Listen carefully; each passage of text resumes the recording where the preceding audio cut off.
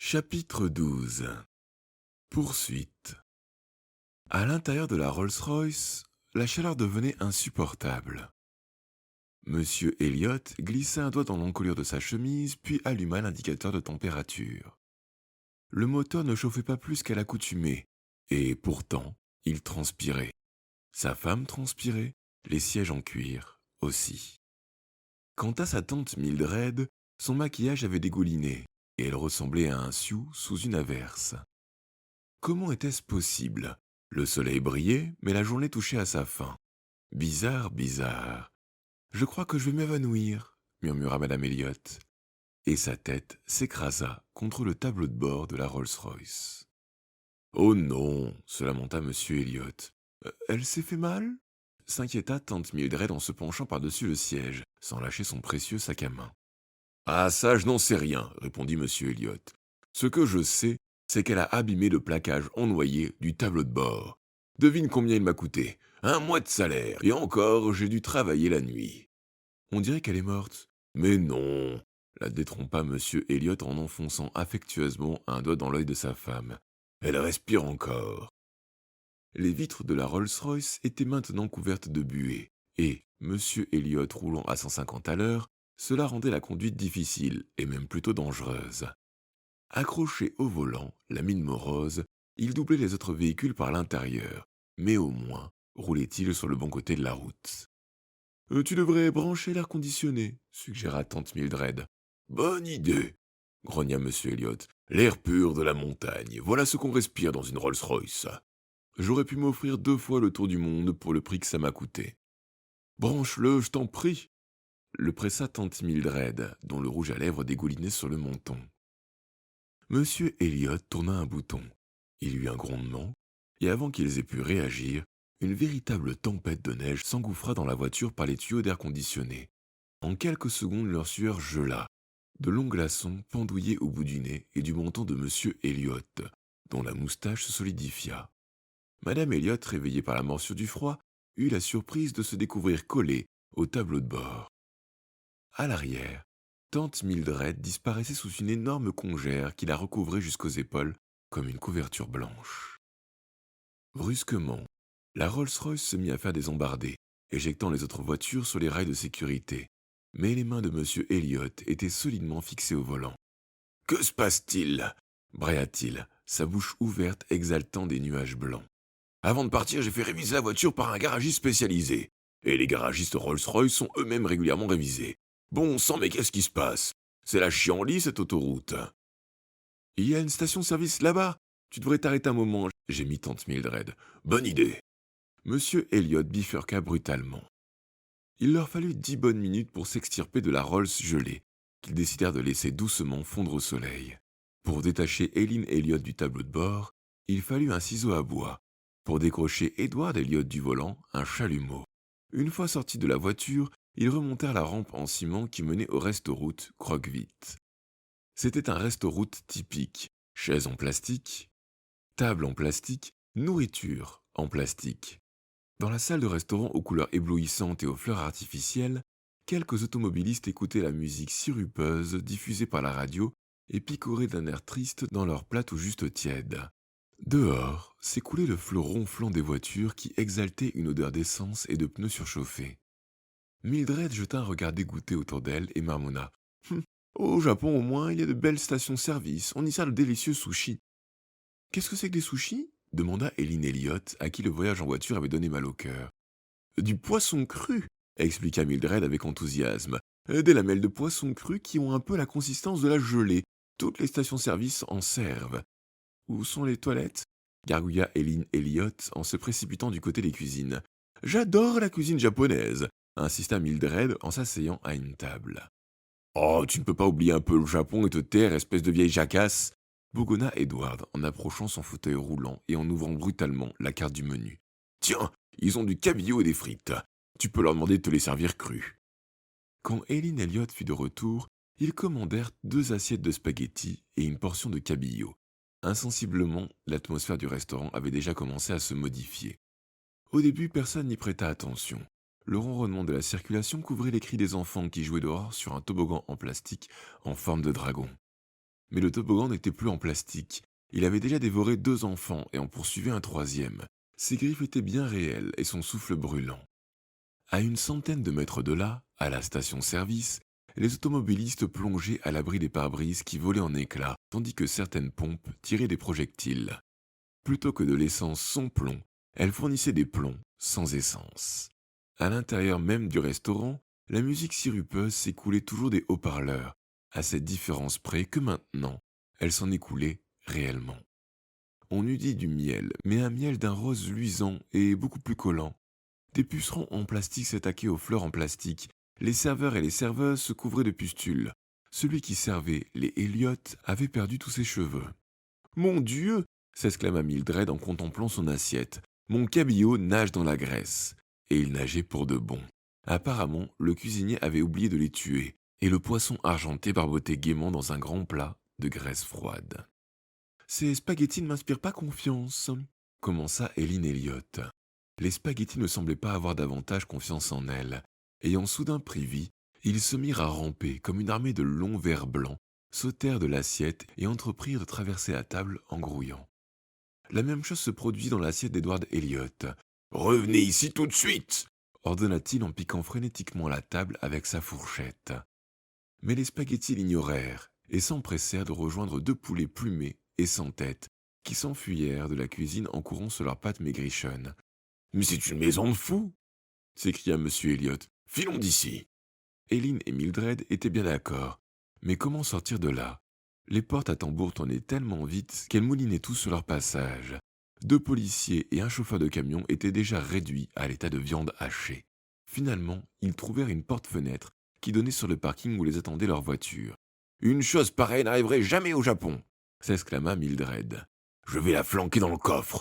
grommela Edward Elliot en tournant la clé de contact. « Comment je regrette de l'avoir amenée !»« Je voudrais bien savoir ce qui se passe !» poursuivit Mildred entre ses dents. En faisant marche arrière, la Rolls-Royce écrasa le pique-nique d'une famille et une poubelle. « Margate, nous voilà !» lança M. Elliot. Tante Mildred se rencogna d'un air misérable sur la banquette arrière, son sac serré contre elle. Elle n'avait pas remarqué, mais sans doute n'aurait-elle rien dit si elle l'avait vu, que son sac brillait d'un étrange éclat verdâtre, et à l'intérieur quelque chose vibrait, en bourdonnant doucement. La Rolls-Royce rejoignit l'autoroute et continua son voyage vers le sud. David s'agrippait comme il pouvait, suspendu entre l'océan tumultueux et le tourbillon des nuages. Chaque bourrasque menaçait de le déloger de son perchoir. Pas moyen de se détendre, même une seconde. Sa concentration devait être parfaite. Les mains serrées, les bras tendus, le visage cinglé par le vent et la pluie, il faisait avancer le balai. C'était ça, l'idée de Vincent, le balai de Madame Wintergast. La mer était en effet trop démontée pour pouvoir naviguer, à supposer qu'il réussisse à subtiliser le bateau du capitaine. Du vol en balai, il ne connaissait que les bases théoriques.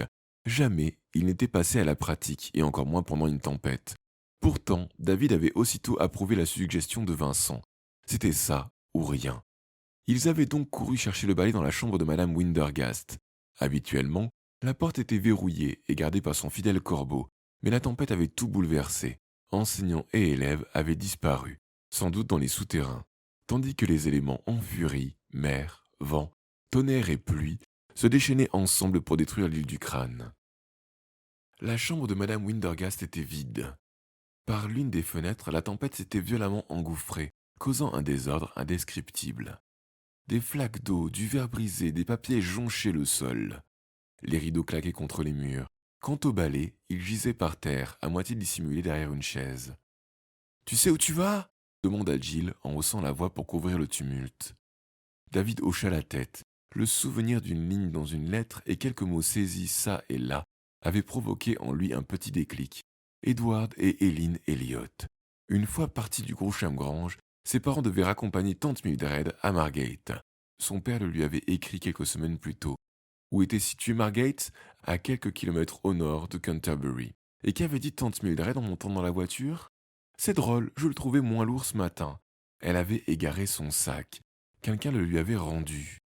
Mais après l'avoir chargé d'un objet bien particulier. David en était certain. Le Graal était caché dans le sac de tante Mildred, et elle l'avait sorti de l'île sans s'en douter. En empoignant le balai dans la chambre de Madame Wintergast, David savait qu'il devait mettre le cap au sud, retrouver la Rolls-Royce orange et l'intercepter avant qu'elle atteigne Margate.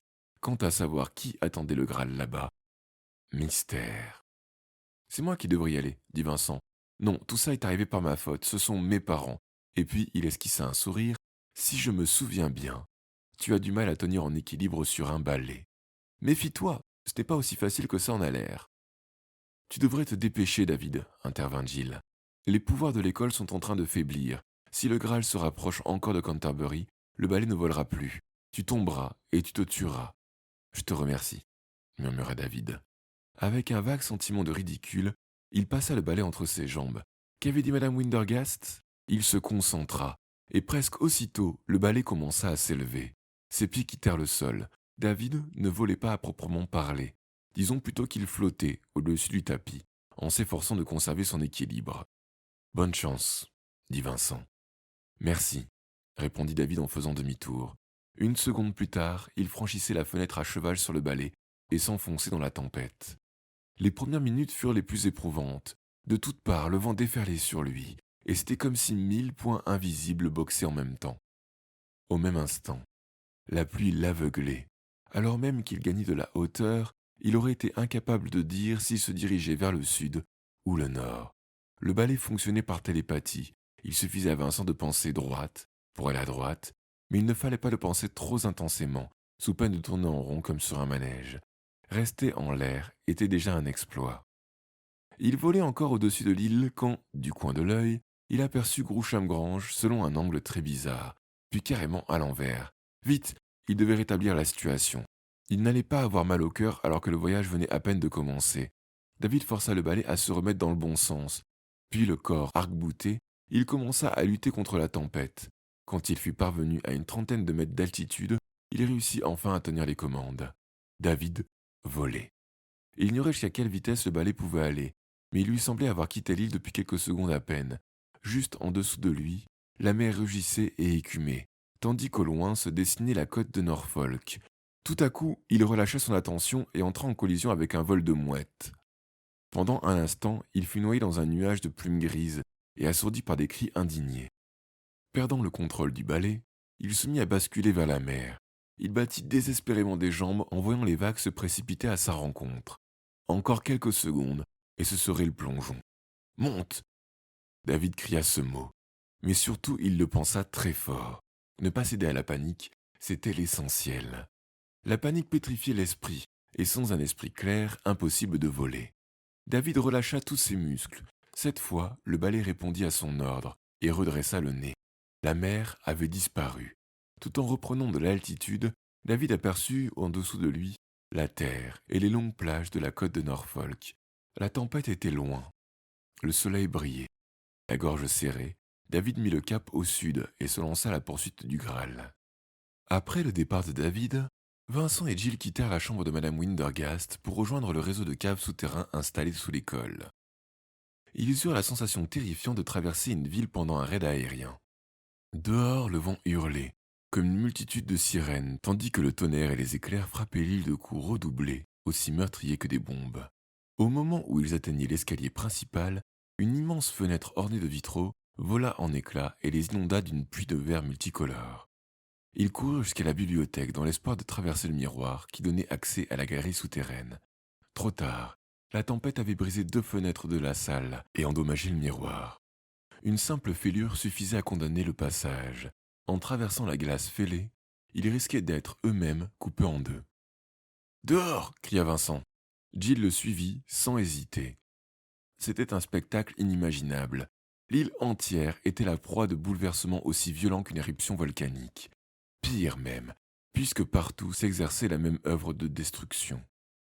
Des arbres entiers étaient arrachés, les tombes du cimetière retournées, les plus grandes éventrées.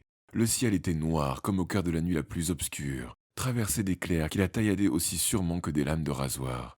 La tourelle s'était effondrée sur elle-même, et l'école semblait sur le point de l'imiter. « Regarde !» cria Jill en désignant les gargouilles accrochées à la corniche de Groucham-Grange.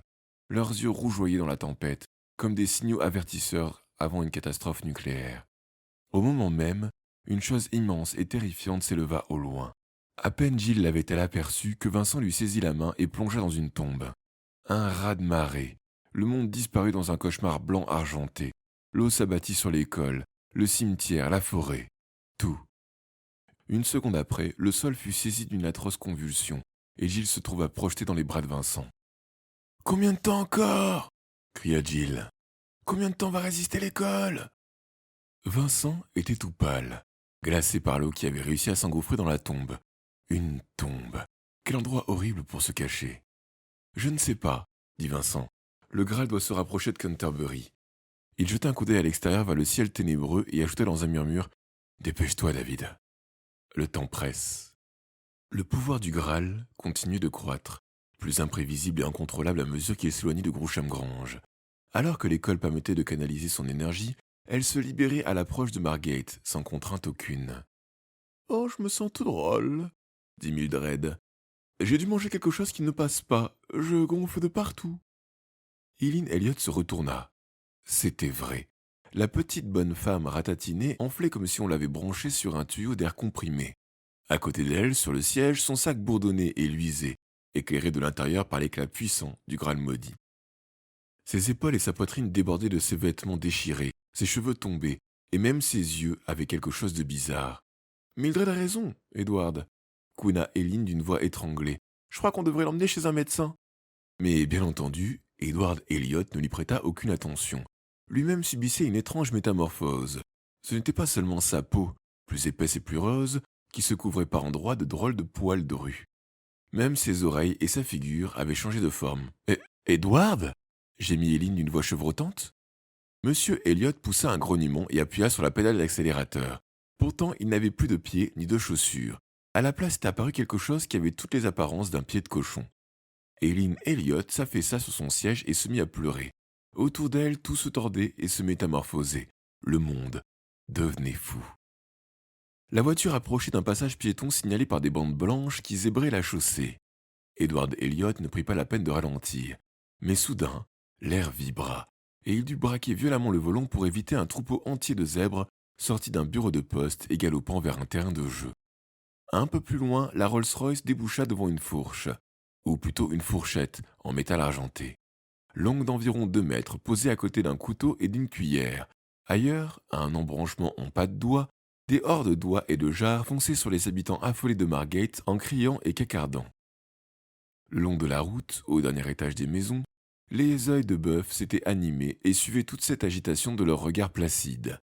Un pont en dos d'âne se mit subitement à braire et à ruer dans les brancards d'une ambulance qui s'était risquée à lui rouler dessus. « On ne doit pas être sur la bonne route », gémit Eileen Elliot. Elle jeta un coup d'œil en arrière et poussa un cri aigu. Devant eux, il y avait les boutiques et les trottoirs de Margate.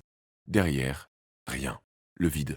Le trou noir. « Où sommes-nous » pleurnicha Eileen. « Dans une rue à sens unique » répondit Mildred.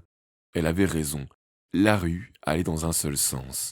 Dans le sac, le Graal maudit continuait de bourdonner et de briller. La robe de Mildred se déchira en deux. Elle était obèse, monstrueuse, et lorsqu'elle parla de nouveau, ce ne fut pas en anglais mais en japonais.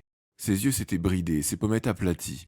D'énormes seins masculins pendouillaient sur son énorme estomac, et ses cuisses grosses et grasses semblaient des jambons géants. De ses vêtements déchiquetés, il ne restait qu'un lambeau de linge blanc, perdu au milieu de tant de chair. Eileen comprit ce qui s'était passé. Tante Mildred, qui avait toujours adoré les Japonais, s'était transformée en lutteur sumo. « Edward » gémit-elle. Mais M. Elliot répondit d'un simple grognement. Il avait perdu la faculté de parler. Sa bouche et son nez formaient une avancée unique et proéminente sur ce qui lui restait de menton. Ses dents avaient doublé de volume et pris une vilaine teinte jaunâtre. De ses manches de veste et de chemise déchirées sortaient 2 bras roses et noueux, couverts des mêmes poils drus que ceux de son visage et de son cou. Ses mains, comme ses pieds, n'avaient plus rien d'humain. C'étaient des pieds de porc.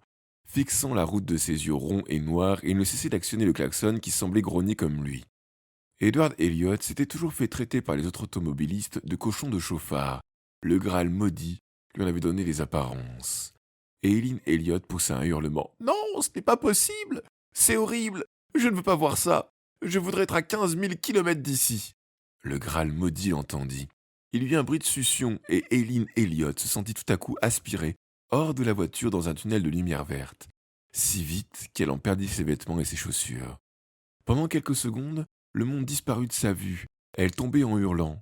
Puis le sol parut se précipiter vers elle, et elle a eu la sensation de le percuter à une vitesse folle. Quand elle reprit ses esprits, elle pataugeait dans une eau bourbeuse et froide qui lui montait à la taille. Quelques lambeaux de ses vêtements pendaient à son cou. Madame Elliot avait parcouru 15 000 kilomètres.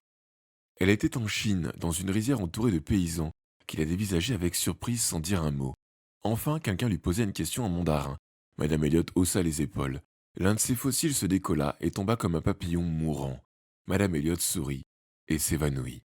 À l'arrière de la Rolls-Royce, tante Mildred pivota tant bien que mal sur son énorme fessier pour regarder par la vitre. Je ne sais pas ce qui se passe ici, couina-t-elle dans un japonais impeccable, mais nous sommes vraiment dans la mélasse. Jamais elle n'aurait dû prononcer ce mot-là. D'abord, ce fut un simple filet s'égouttant des voitures qui stationnaient au feu rouge, dans le centre de Margate. Mais bientôt, le filet se transforma en un flot régulier, puis en un torrent impétueux et sauvage. Au bout de 5 minutes, un véritable geyser de mélasse jaillissait de tous les véhicules qui roulaient dans la ville. Mélasse pure ou dérivée, de la confiture de fraises s'écoulait des autobus rouges, de la gelée de cassis des taxis, de la confiture d'abricots des voitures jaunes, de la marmelade des voitures oranges.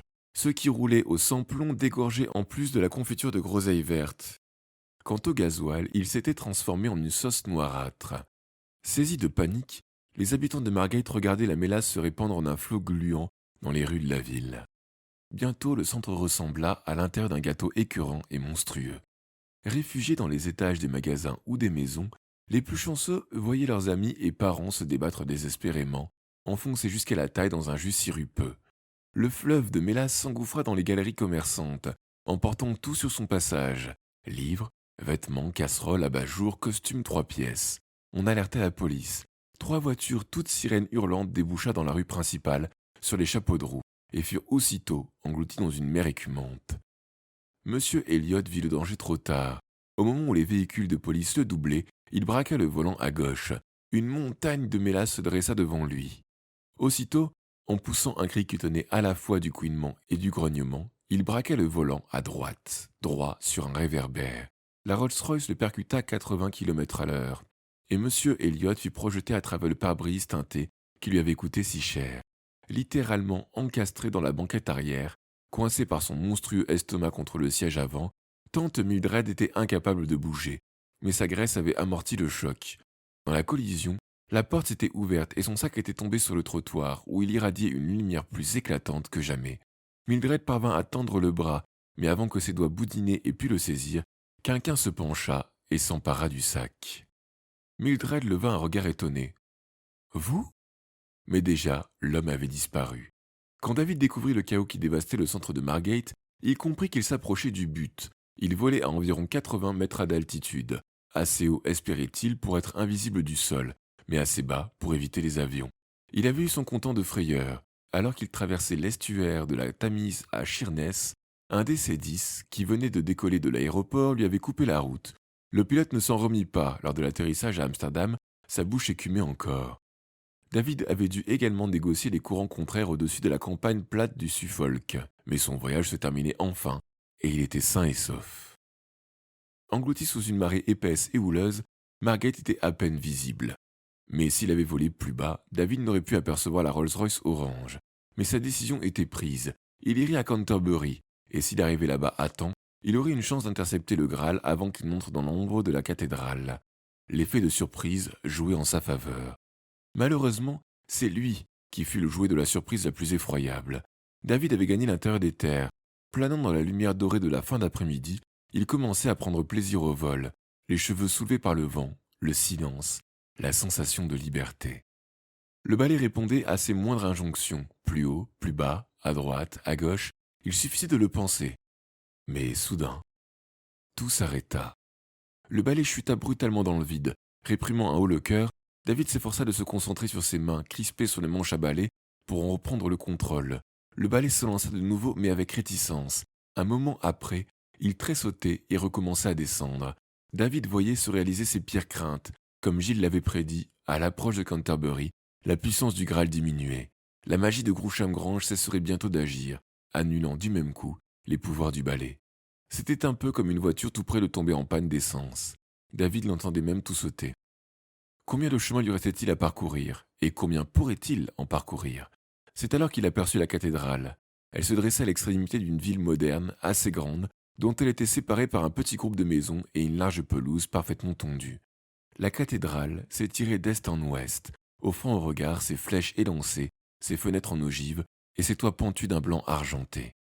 Quelques kilomètres encore, et David la survolerait. Il encouragea le balai qui fait un bond en avant, et perdit d'un coup 15 mètres d'altitude. Il n'était plus qu'à 60 mètres au-dessus du sol. Il se serait senti plus en sécurité s'il avait volé plus bas, mais pour préserver le peu de pouvoir qui lui restait, il était obligé de se concentrer sur un seul commandement. Le balai parvint à atteindre la rue principale de Canterbury, la suivit jusqu'au portail richement orné de la cathédrale, et s'arrêta au-dessus de la tour centrale. De là, David pouvait contempler l'intérieur du cloître et entendre la musique de l'orgue. S'inclinant légèrement sur le côté pour contourner la tour, il chercha un endroit où atterrir. C'est alors que le pouvoir du balai s'éteignit. David ne pouvait rien faire, il tombait, comme un oiseau blessé tombe du ciel, en tournoyant inutilement agrippé au balai. La cathédrale avait disparu de son champ de vision. David vit la pelouse monter vers lui, pareille à une muraille verte. Il tournoya une dernière fois sur lui-même, en poussant un cri, et heurta violemment le sol.